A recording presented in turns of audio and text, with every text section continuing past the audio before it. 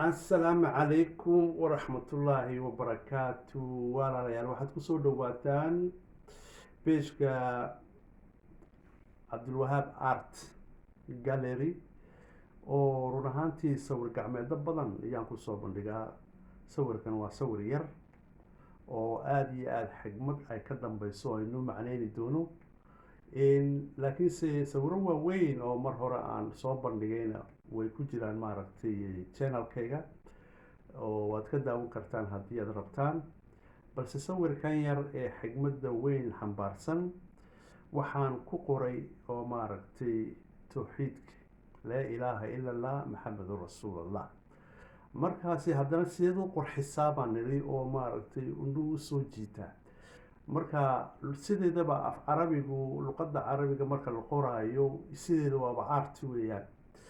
markaasi waad isdhex gelgelin kartaa markaa dadka af carabiga ku takhasusay ee maaragtay yaqaanay qora si fasixiya u akhriyaan. markaasi haddana sidee markii aan qoray haddana sideed u qurxisaay oo indhuhu soo jiitaan oo maaragtay waxaan dhex dhigay ubax baan dhex dhigay, falaawaro ayaan dhex dhigay, waxaan dhex dhigay maaragtay kanyaroo qurux badan oo geedihii iyo anoo ka dhigaya laamihii maaragtay ulahaasi falaawarku bixishay sidaa qoritaankii maaragtay carabiga ee maaragtay tawxiidka aan ku qoray. markaasi sawirkani wax alla wixii aan sawirta sameeyey ee maaragtay muddo 27 sannadood ah aan wax sawirayay waa sawirka ugu xigmad badan.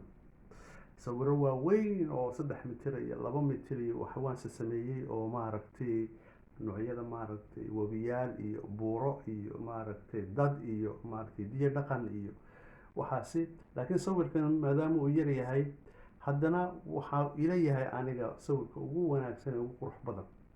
markaa gurigaygan ku sharaxday oo run ahaantii waaban quuri waayeyba inaan qof siiyo ambaan iibiyo. markaasi ummadda daawani doonto waxaan usoo bandhigayaa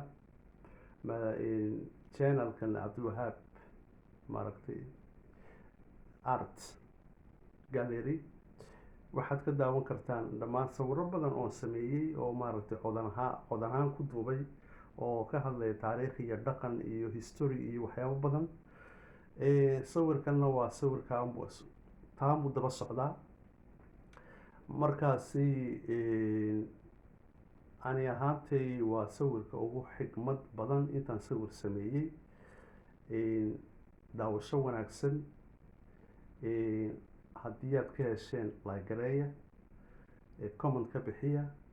balse kii commentkiina aad ka bixisaan maaragtay wuxuu sawirada dambe aan taswiiri doono iyo saameyn ku yeelan doonaa oo run ahaantii wixii talo aad ku soo dari kartaan. aad iyo aad baad u mahadsantihiin. wasalaamu calaykum waraxmatullaahi wabarakaatu.